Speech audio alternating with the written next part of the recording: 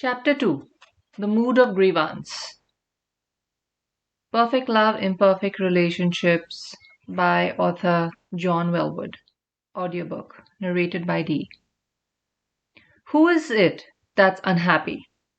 The one who finds fault. Anonymous.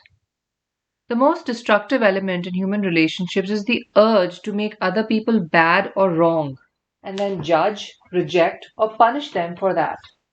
The tragic consequences of this show up everywhere in feuds within marriages, families, and organizations, wars between nations, and constant strife between people who are unable to accept one another's differences. The long standing conflicts in the Middle East have this character, where the intensity of the grudges and the urge to retaliate have developed a momentum that keeps escalating far beyond where it has the slightest benefit for anyone. The suicide bomber expresses the mindset of grievance in an especially intense way. Most of us probably find it hard to understand how anyone could value his life so little that he is willing to blow himself up in order to get back at those who have wronged him or his people. Yet, if we look closer, we can find the makings of a suicide bomber within each one of us. Nursing a grievance, treating our intimate partner as someone to get back at, or resenting how badly life or other people have treated us is a self-destructive act. For in wanting to hurt or reject someone or something we resent, we unwittingly wind up hurting or rejecting ourselves at the same time. This is easy to see. Just notice how your whole body tightens and constricts when you hold something against someone. When you do this, you are destroying your own life, the presence, openness, and warmth that is your lifeblood. So to make the other bad at the expense of feeling good ourselves is to choose death over life, just like the suicide bomber. This is one of the most striking phenomena I observe in working with couples. How they often have much more energy for making each other wrong than for setting things right between them. They often have tremendous investment in their complaint. You did this to me, you said that to me, you have wronged me. Some people are so deeply wedded to their grievance that they are willing to blow up the relationship and their own happiness just to prove that their partner is wrong and that they are right. Grievance at work. Dan and Nancy were a case in point. After 5 years of marriage, Nancy had amassed a large collection of grievances against Dan, based on her hurt and about not feeling fully loved. Dan was certainly not the most responsive lover and husband, but Nancy also seemed to take perverse pleasure in holding his sins of omission and commission against him. It was as though she kept a running tally and were continually saying, "See, there you go again. You just proved once again that you don't really love me. If you really loved me, you would have paid closer attention, listened more carefully, called me, apologized, acknowledged me more in public, not looked at other women in the room, not raised your voice," and so on. To Dan, Nancy's list of grievances seemed endless. Each time he did something that provided fresh evidence that he didn't really love her, Nancy would pull out her list to seal the case. Dan felt he didn't really stand a chance because every time he did something right, it could never measure up against a long list of his recorded wrongs. So he gradually lost interest in trying. While he certainly had difficulty being attentive to others' needs, he did care about Nancy and wanted to make her happy.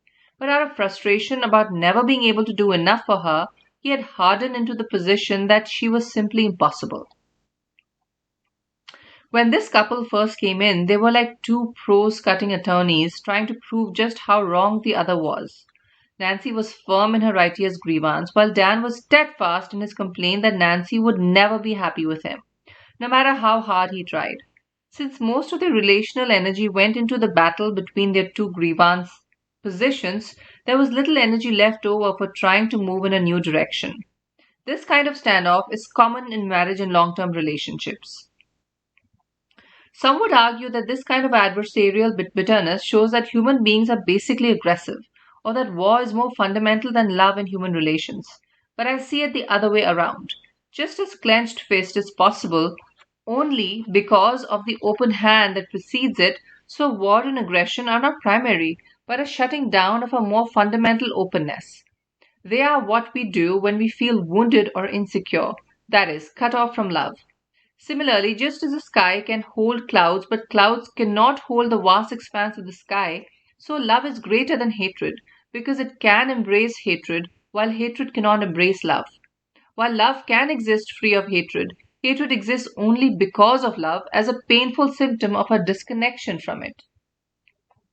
So, if love is primary, why then is war so prominent in human relationships and world affairs? The answer lies in unpacking the phenomena of grievance. Grievance is the missing link between love and war. Peace degenerates into war, and honeymoons lead to divorces through the reenactment of old grievances. Unpacking grievance. Most of us are unaware of how invested we are in grievance and how much it governs our life. To set things right in this world and allow love to occupy its rightful place at the center of our life, we need to bring the mood of grievance into the full light of awareness. We need to recognize how much we hold on to grudges and to understand why. We need to see how grievance works and what function it serves. In this way, we begin to unpack grievance, opening up the tight, dark corner that it occupies within us, and this starts to remove the grime that has formed in the window of the heart, so that love's clear light can enter in more fully. Every grievance has its roots in an old hurt about not being fully loved, an old frustration about not being able to do anything about that. Once established, this hurt and frustration become like a hidden virus that remains dormant in our nervous system, ready to flare up the moment someone looks at us the wrong way. This is what triggers all the emotional eruptions that afflict our relationships. So rather than concluding that human beings are basically belligerent, we need instead to understand exactly why we hold on to these old grievances that underlie all our acts of aggression. What is clear is that holding in mind what has hurt us in the past is a survival mechanism, a way of trying to make sure it won't creep up on us again and while we're off guard.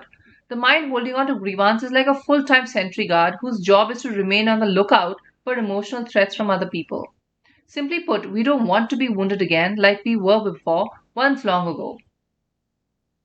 Most of the time, the sentry quietly goes about his patrol and we are not even aware he's on duty. But then, when someone crosses us, slights us, ignores us, or hurts us, the alarm bells go off. As this alarm runs through our nervous system, it triggers an upsurge of charged emotion. And then we swing into some aggressive or defensive maneuver: anger, blame, attack, withdrawal, or flight to fend off this threat. A less dramatic, more recurring symptom of grievance at work is a perpetual tendency to judge other people. Have you ever noticed how many judgmental or blaming thoughts pass through your mind every hour of every day? Usually, it's hard to be aware of just how many judgments we have of others unless we slow down and observe the mind more carefully. The first words out of the mouth of an 18-year-old I know at the conclusion of her first silent meditation retreat were, "I never realized before just how judgmental I was." Why all these judgmental thoughts? Standing in judgment of others is a way to feel superior by placing ourselves above them. Yet, why on earth would we need to feel superior unless we also felt somehow inferior deep within and we were trying to compensate for that? Judging others allows me to feel righteous and one up, which shields me from the pain of their judgment and rejection of me. In judging them, I neutralize their power over me. So here again, we see the wound at work. Judging and condemning others is an attempt to avoid experiencing the pain and fear of not feeling loved. And so our judgmental thoughts arrive like automatic interest payments that we continually receive on our investment in grievance. Unfortunately, they take us away from the being right here in the present, the only place where real love and happiness can happen. The mind that scans the environment for threats, insults, and things we don't like keeps us edgy and tense, preventing us from opening up and letting love in. The bad other. An important step in releasing ourselves from the grip of grievance is to recognize the linchpin that holds it in place, the fixation on the bad other. The bad other is our internal image of the one who doesn't love us or treat us well.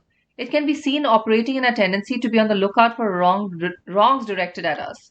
Unless we bring this inner image to consciousness and see how much we focus on other people as potential threats, this tendency will operate unconsciously, forever poisoning our relations with others. Let's look at how the bad other image forms in the mind. As young children, we totally depend on our parents for everything. When When receiving a mother's care, we formed a sense of the good mother within us. Yet, since no mother can ever be totally attuned to her child, we also have experiences of a mother who neglected, frustrated, or hurt us. Young children have no way to comprehend how a parent can be good, a source of pleasure and happiness one minute, and bad, a source of pain and frustration the next. It requires a great deal of maturity to hold a balanced, nuanced picture of other people that includes both their pleasing and unpleasant qualities. If children had this maturity, they might be able to say to themselves, I'm feeling neglected right now, but I can see that my mother is having a hard time. She is burdened and pressured herself. She has had a hard life, and having a young child is bringing up all of her unresolved conflicts and needs. So the fact that she can't be there for me right now doesn't mean anything bad about her or about me. If children were capable of that kind of understanding, there would be no need for psychotherapists. Since young children are so totally dependent on their parents, they need to see them as good. Seeing the parents as bad would undermine the child's sense of safety and security. So children usually drop their experience of the frustrating, hurtful mother out of awareness, and it falls into the shadow of unconsciousness, from whence it emerges in fairy tales as a wicked witch or evil stepmother, or on the male side as a malevolent giant or ogre. This is how children protect their connection with a good mother, the one who feeds and cares for them and maintains their equilibrium. But whenever any aspect of our experience falls into unconsciousness, it takes on a life of its own, growing in the darkness like mold silently spreading through a basement. Thus, the repressed sense of the frustrating or neglectful parent eventually blossoms into a more generalized sense of the bad other. The other who cannot love you as you are, who threatens to hurt or betray you, and therefore cannot be trusted. In this way, the bad other takes up permanent residence in the shadows of the mind. This explains one of the most disturbing and perplexing experiences that crop up in intimate relationships. One moment, two lovers can feel sweet and loving, and then, with the exchange of but a few words, they can be at each other's throats. How can the honeymoon glow of new love dissolve so quickly into mutual acrimony and recrimination? How can two people who claim to love each other more than anyone else in the world turn against each other so suddenly, reacting with violent aggression or fright, as though they were the worst of enemies? This instant enmity has shaken many a lover into wondering whether he or she has gone stark, raving mad, or whether the beloved is actually a Jekyll-Hyde monster. What is even most mystifying is that these flare-ups are often triggered by the most trivial incidents, such as partners showing up 10 minutes late. These explosions of rage and blame happen when the bad other image and its painful associations suddenly emerge into consciousness and become projected as on the one we love. It's as though a full-time security guard keeps a most wanted criminal poster on the wall and is constantly scanning the environment for signs of this villain.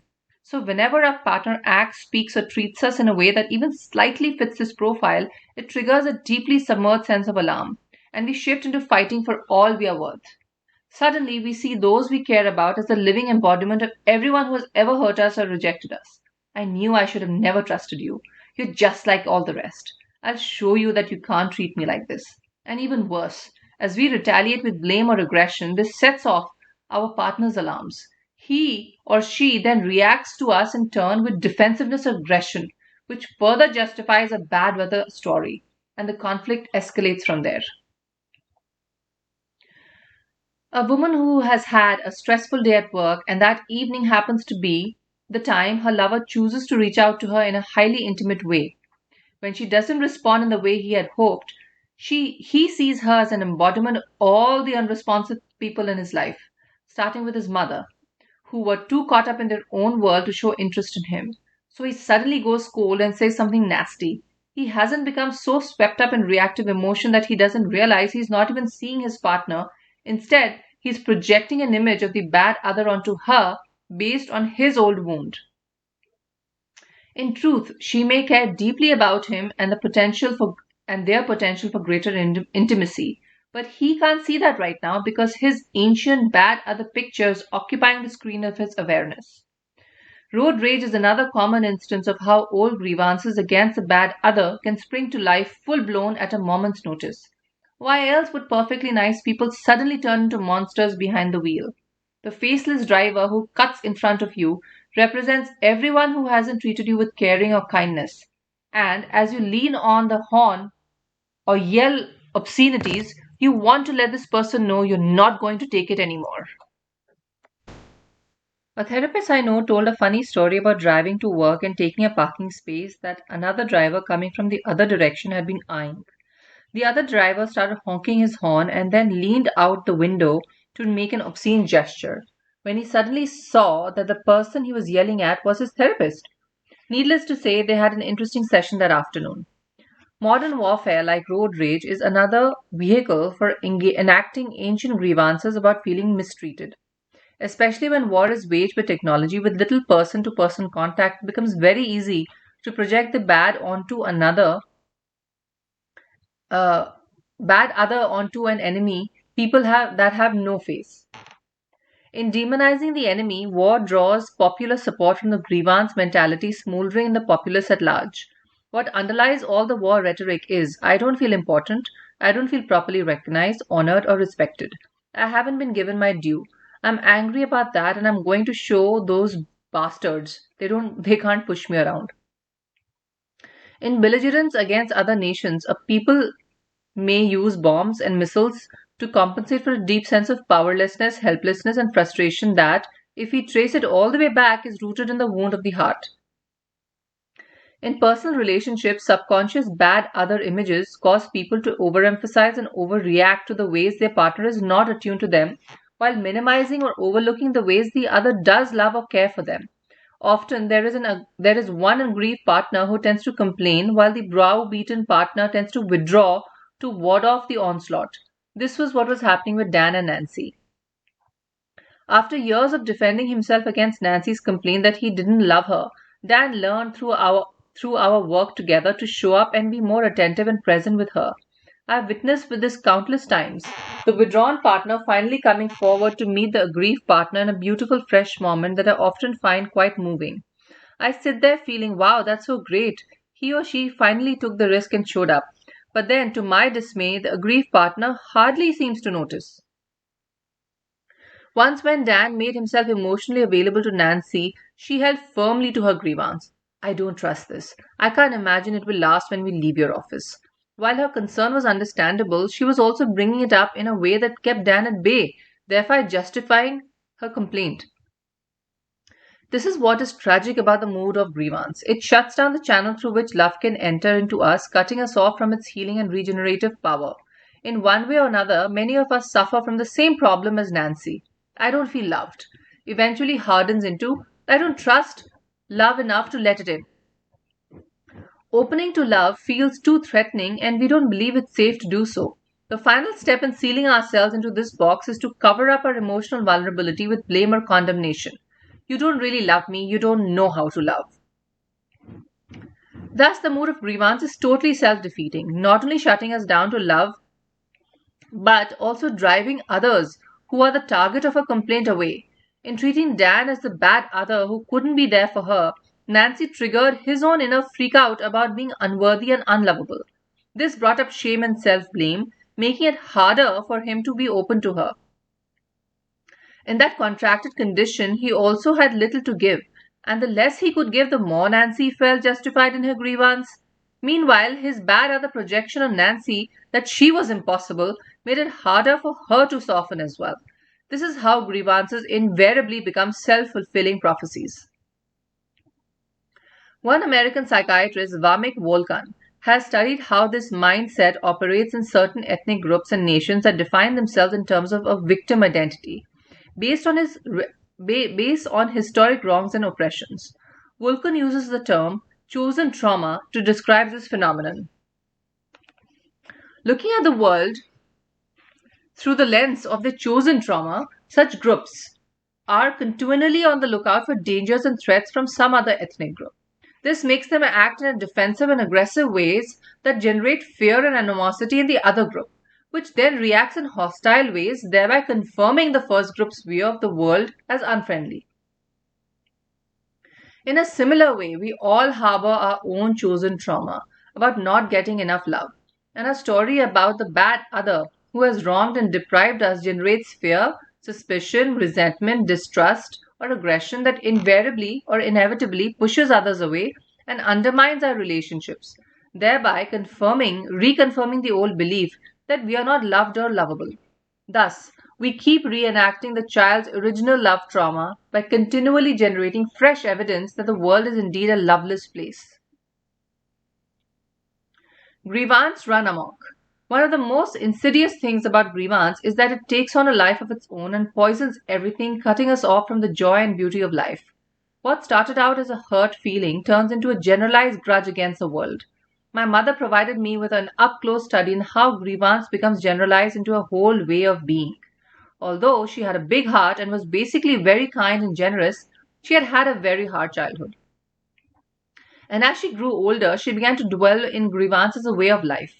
In the last half of her life, she always had something to complain vociferously about, whether it was politicians, the weather, the food she ate, her relatives, her doctors, or the apartment in which she lived. At a moment's notice, she would launch into long, bitter tirades about any of these things.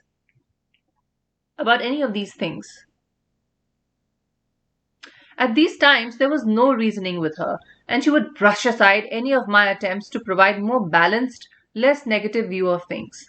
Toward the end of her life, when she was being taken care of by home health aides, many of whom were immigrants, she would complain about how awful it was that there were so many immigrants in America.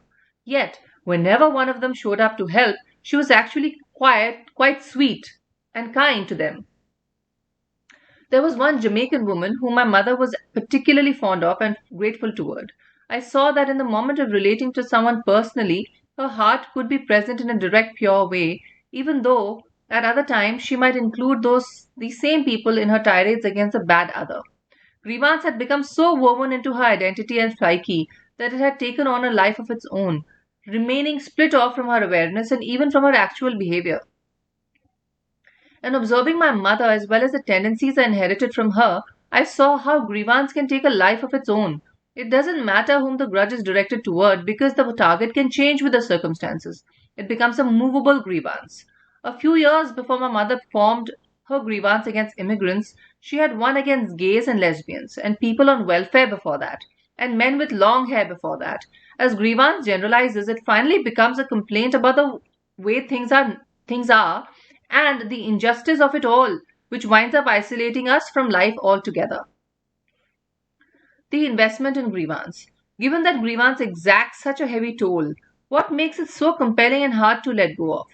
Wanting to explore this more fully, I brought this question to the students in my group the week following the exploration of how the stress in their lives was based in old grievances arising out of their core wound. Now, that we've looked at the painful and destructive consequences of grievance, I said, I'd like you to check something else out. See if you're willing to let go of your grievance. Please be honest. Who's willing to do that right now? There was silence. Not a single person raised a hand. I said, good.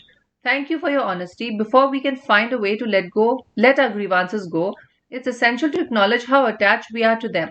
We need to understand our whole investment in grievance and see exactly why we hold on to it so tightly. I then asked them to pair up and explore with each other what was good about holding on to grievance. In other words, what purpose did it serve? What was the benefit or payoff it provided? What did they get out of maintaining it? Here are some of the answers people came up with. Holding on to my grievance gives me a sense of power, which protects me from feeling vulnerable. It's a way of standing up for myself and defending myself from being hurt, disappointed, or rejected again.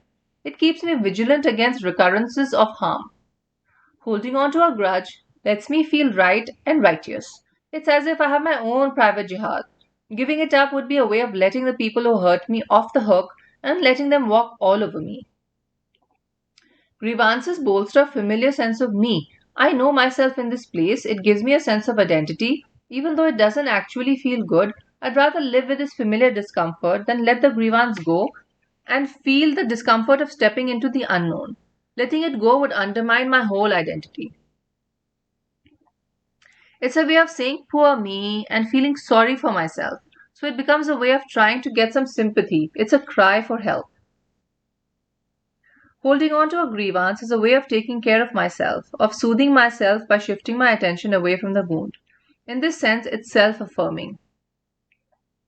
It's a way of bonding with the members of my family who all harbor some complaint against the world. My family were immigrants who were mistreated in Europe for many generations, and again, when they first arrived in America, voicing our grievances is a way of licking our wounds together. Being victims together is a membership card in the family. It provides an organizing principle, a unifying story about exploitation, oppression, haves versus have-nots, and fighting to get what you need, which gives me a worldview, a sense of what I need to fight for. This provides a sense of order and purpose in the midst of chaos. My grievance is bound up with feelings of being abandoned by my father, who left our family when I was young. Oddly enough, holding on to it helps me maintain some emotional connection with him. I can see how my anger and resentment are a way of trying to hold on to him. Shifting the blame onto others allows me not to have to take responsibility for my own problems. No wonder it's so hard to let go of our grievance and forgive. These statements show the powerful functions it can serve in the psyche.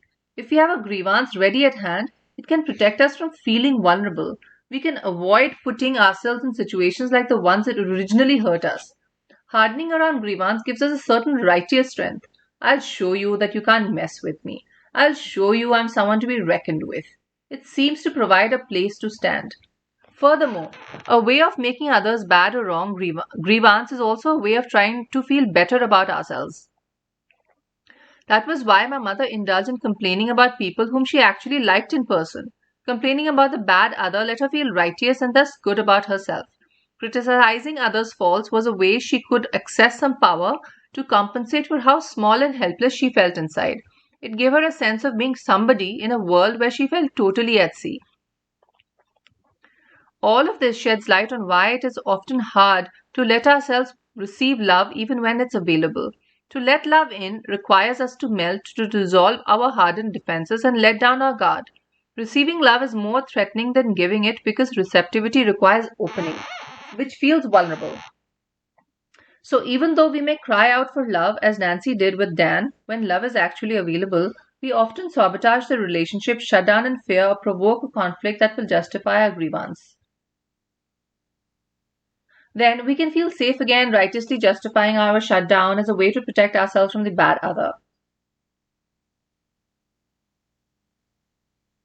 No wonder nations so quickly demand an eye for an eye and march off to a war to settle disputes.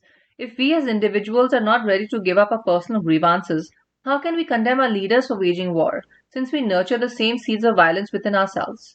To the extent that we indulge in the mood of grievance, each of us is implicated in the strife that dominates our planet.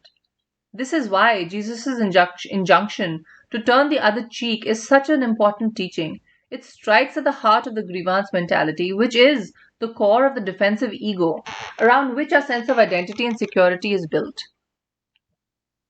When I present these ideas about grievance in workshops, people often ask, what about legitimate grievances that have to be addressed, such as social injustice or oppression or abusive relationships?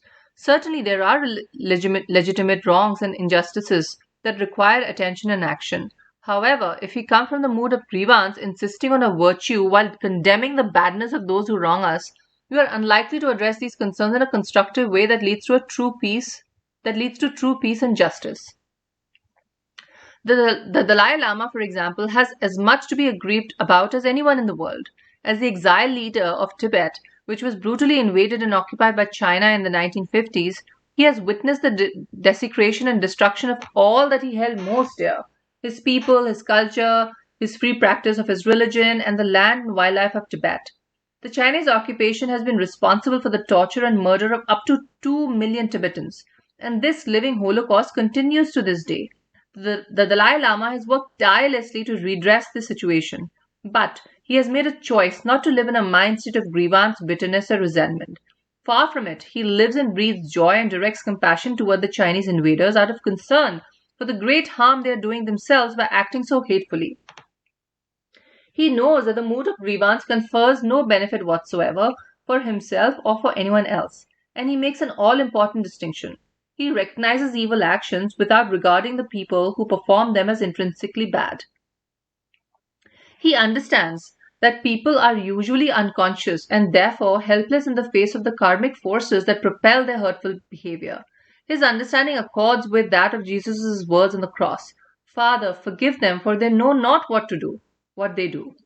No doubt, the Dalai Lama's great popularity stems from his living embodiment of Christ's injunction to turn the other cheek. And although few of us possess this level of strength and courage, nonetheless, the Dalai Lama's example shows us that human beings can conduct themselves with great dignity in the face of horrendous suffering and injustice. After my students finished exploring their personal investment in Grievance, I asked them to acknowledge their unwillingness to let it go and see what that felt like. A few people judged themselves harshly for this, but they could also see that this was just another form of grievance against themselves. Most of the others felt a sense of relief about seeing the truth. As one woman put it, it makes me feel hopeful. Seeing how I'm so invested in grievance gives me a concrete sense of what I need to work on in myself. And I see how important that is if I want to have real freedom and love in my life. Understanding this opens up whole new possibilities. End of chapter 2. The Mood of Grievance.